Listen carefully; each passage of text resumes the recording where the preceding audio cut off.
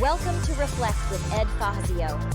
Get ready to experience one of the world's first 100% digitally generated podcasts, where we take a step back, dive deep, and strive to learn new things.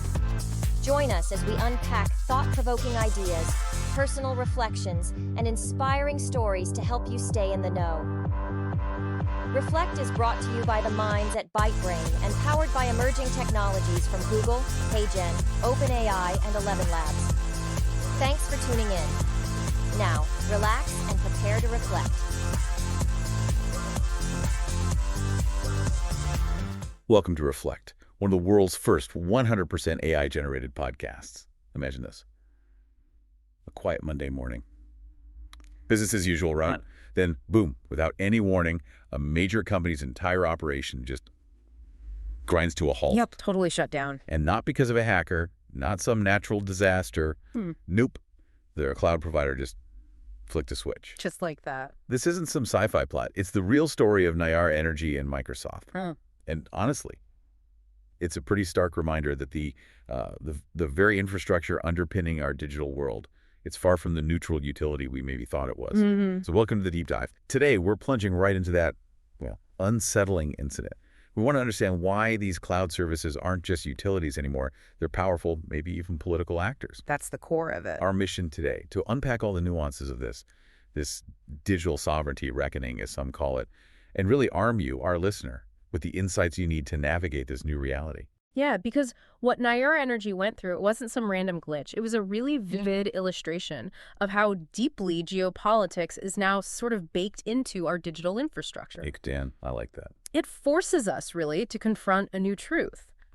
The cloud isn't just code and contracts anymore. It's become a kind of gatekeeper, with its own allegiances, its own interpretations of global policy. And that shift impacts everyone, right? Yep. Every organization, anyone who relies on digital stuff day to day. Absolutely. It's profound. So, okay, take us back.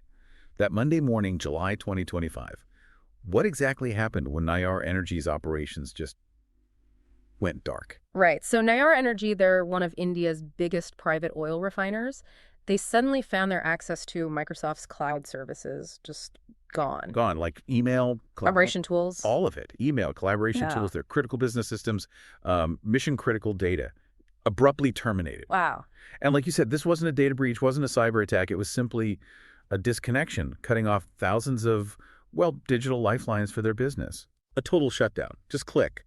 What on earth was the reason? Well, and this is where it gets really fascinating, right? The reason. Nayara Energy is partly owned by Rosneft. The Russian state energy giant. Exactly. And Rosneft had just recently been named in an expansion of EU sanctions, so Microsoft basically acting preemptively. Preemptively. Yeah, they decided to terminate services. Now get this. There was no court order in India, no specific regulatory directive telling them to do this against Nayara itself. And importantly, no evidence that Nayara had done anything wrong. So Microsoft just decided, based on potential EU rules. It was a calculated risk avoidance maneuver on Microsoft's part, a kind of a compliance choreography, you could say. Compliance choreography. That sounds almost elegant, but for Nayara, it must have felt like anything but. Just a switch flipped, and their business is offline. Is there any recourse? I mean, what can companies do if they get caught like this? That's the chilling part, isn't it? This wasn't some act of war or digital spying. It was a corporate decision, a global company anticipating potential legal heat or penalties from the EU. So the jurisdiction wasn't India, wasn't the EU even? It was Microsoft's terms of service? Essentially, yes. That became the new jurisdiction in practice. And the service cut off itself. It was fast, opaque, and totally complete. No negotiation, seemingly. Man, for so long, we've all thought of the cloud as this, neutral thing. Always on, like electricity or water, right? You just plug in, it works wherever you are. No fuss. Yeah, that was the dream. But this incident it shattered that illusion, didn't it? It showed that your digital lifeline, it isn't quite as reliable as your power grid when geopolitics enters the chat. Precisely. This incident really marked the arrival of a future people had theorized about, but rarely seen in practice like this. The cloud, not as a simple utility serving everyone equally, but as a gatekeeper of geopolitical alignment. A gatekeeper? Yeah, and it forces organizations to fundamentally rethink their basic assumptions about digital infrastructure. Okay, what about the fact Nayara wasn't even on an official sanctions list? That feels like the most alarming bit to me. Does this mean just having an indirect link, even partial ownership, is enough for a provider to just pull the plug without warning? It seems so, absolutely. The mere existence of that partial link to a sanctioned entity, Rosneft, was enough for Microsoft to act. And critically, without consultation, without recourse, without any real transparency for Naya. Yeah. And that reveals a deeper, maybe more unsettling truth. Digital infrastructure isn't just governed by code and contracts anymore. It's governed by interpretation and policy, often, at the discretion of these huge hyperscale providers, your Microsofts, the Amazons, Googles. That should stop every CIO, every CTO, every digital transformation lead right in their tracks. It really should. So practically speaking, what does this new landscape mean for businesses actually trying to operate day to day? Okay. It means, I think, 3 critical things you need to understand. First, a legal gray area in one country, like the EU sanctions interpretation, can now trigger a complete shutdown for your operations in another country, like India. Okay.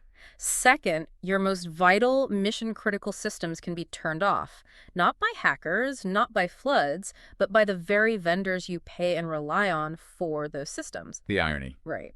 And third, the very platforms that were designed to enable your business continuity can now become the actual mechanism of your disruption. The tool becomes the threat. And if you're sitting there thinking, well, my contract protects me, are you saying that's maybe not the case? That's exactly what I'm saying. If you actually dig into most standard partner agreements, the fine print with these hyperscalers, they often explicitly allow for suspension or termination when required by law, or even just anticipated by law. Anticipate. Yes.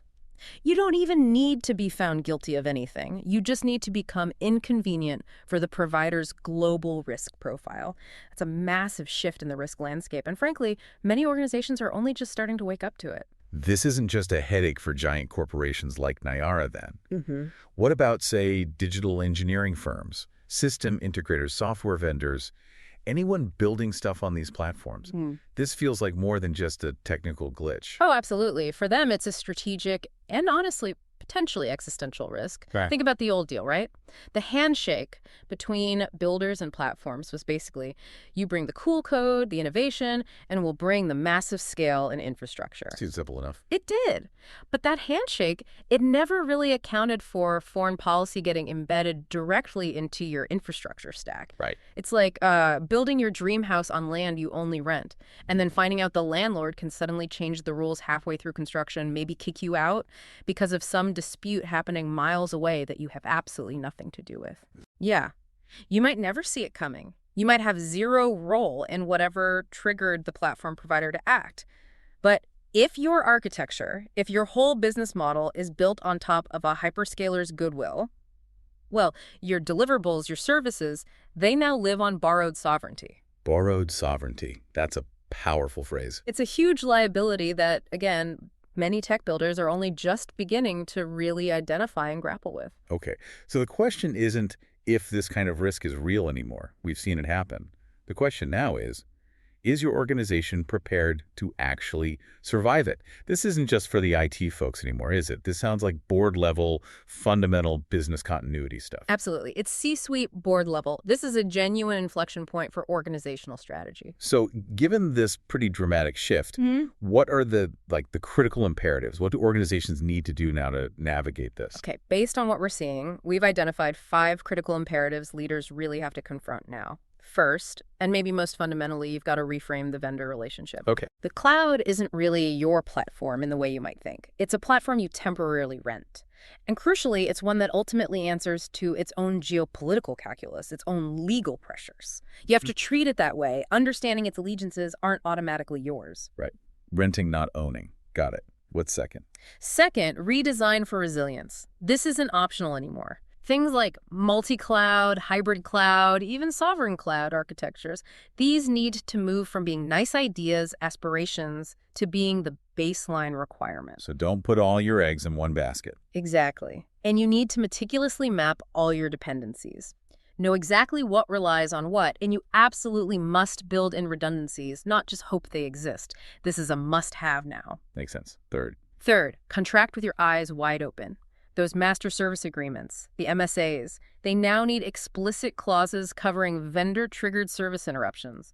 What happened? Who's liable? What are the indemnifications? What are the clear escalation paths you need to renegotiate these before a crisis hits? Get it hammered out beforehand. Okay, So, fourth. Fourth, you need to integrate geopolitical awareness directly into your architecture decisions. Things like ownership patterns of your clients or partners, regional sanctions, sectoral exposure. These can't be afterthoughts. They should be a routine part of every single cloud risk assessment you do. So risk assessment gets political. In a way, yes. Your CI/CD pipeline, the way you continuously build and deploy software, it now needs to include robust compliance intelligence to flag potential geopolitical hotspots before they blow up your production environment. Wow, okay. And the fifth imperative. And finally, fifth, position your value differently, especially if you're a tech provider or integrator. Firms that can offer not just shiny digital transformation, but real, tangible continuity in a crisis, they're going to emerge as the new leaders. Resilience isn't just a feature anymore. It's quickly becoming the premium product clients will pay for. Resilience is the product. Right. Okay, but here's where it gets really interesting for me, connecting it to, well, everything else happening. AI. Could artificial intelligence actually make these geopolitical risks worse? Could it accelerate them? It's a very sobering thought, but Yeah. yes, it absolutely could. Think about it. Compliance monitoring systems are increasingly being automated. Right, using AI. Exactly. Regulatory adherence checks, sanctions screening, the actual enforcement logic, it's all being encoded directly into algorithms. This means that critical decisions, like the one Microsoft made about Nayara, might soon be triggered entirely by AI models, maybe without any human review loop. Yikes. Yeah. So the chilling question becomes, when an AI system flags your client, or maybe even you, as high risk based on some complex, opaque calculation, will your provider act instantly before you even know what's happening? It's a very real possibility we need to prepare for. Okay, that's the scary side. But usually, for every challenge AI throws up, it brings solutions to, right? Could AI also be a powerful defense against these very risks? Absolutely. It's not all doom and gloom. AI offers potential defenses too. We're already seeing AI-powered tools that can monitor global regulatory changes in real time, map incredibly complex supply chain exposures, and even simulate geopolitical scenario risks. So like a digital early warning system. Exactly. Forward-thinking organizations will start harnessing AI to build these real-time digital risk maps. It gives them a chance to see what might be coming before it lands squarely in their production environment. It's about building proactive intelligence into your digital strategy, using AI as a shield. And this feels like a crucial, but we have to remember, AI is not neutral either, is it? Not at all. That's critical. The models themselves, they're trained within specific cultural, regulatory, economic contexts. Those contexts carry their own biases, their own forms of power. So in a world increasingly run by algorithms and alliances, your infrastructure choices really do start to reflect or even become your ideology. Infrastructure as ideology. Yeah. And what Nayara Energy experienced. It wasn't a glitch in the system, it was, I think, a glimpse. A glimpse into what? A glimpse into a future where these massive cloud platforms act much more like diplomatic entities than simply software providers. A glimpse into a world where digital infrastructure is no longer just a neutral tool, it's a lever of soft power. Influencing global relationships, business operations. In really profound ways. We just can't afford the illusion anymore that cloud services are mere utilities like water or electricity. They are fundamentally shaped by the interests, the laws, and, the survival instincts of the companies and the nations that control them. And that control, as Nayara Energy learned the hard way, can disappear without notice. Precisely. Okay. So as we wrap up this deep dive, the core insight for you listening seems crystal clear. Cloud services have stepped onto the geopolitical stage. They're actors now. Their decisions can and probably will profoundly impact your business. Strategic preparation isn't just a good idea. It feels like an urgent necessity for survival, for continuity. And that raises a really important question for you to take away and consider. If your business, your work, relies heavily on these huge global platforms, what concrete steps can you take, starting today, to truly understand and actively mitigate your digital supply chain risk? It's not someone else's problem anymore. A crucial question indeed. We encourage you to reflect on these insights and think about how they apply to your own situation, your own organization. Thanks for listening to the Reflect Podcast, where we're telling the future. Are you in it? Visit reflectpodcast.com and share your story. In the cyber ocean of online voices and recycled content, something different has arrived. Reflect isn't just another podcast, it's the future of storytelling, powered entirely by AI. From curating data to assembling thought-provoking ideas, we've redefined how journeys are told. Reflect is a podcast that thinks, learns, and evolves with each episode.